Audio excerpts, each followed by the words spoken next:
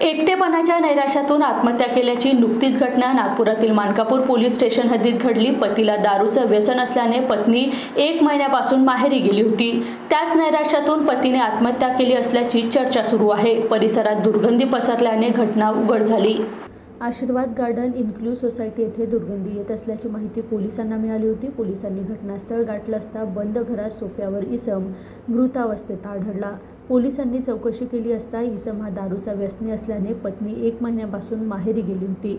त्याच नैराश्यातून स्वतःला घरात बंद करून आत्महत्या केली असावी असा प्रथमदर्शनी अंदाज आहे। चालू महिन्यामध्ये 1 महिन्यामध्ये एकूण 11 मिसिंग होत्या। त्याच्यामध्ये 6 महिला होत्या, 5 पुरुष होते।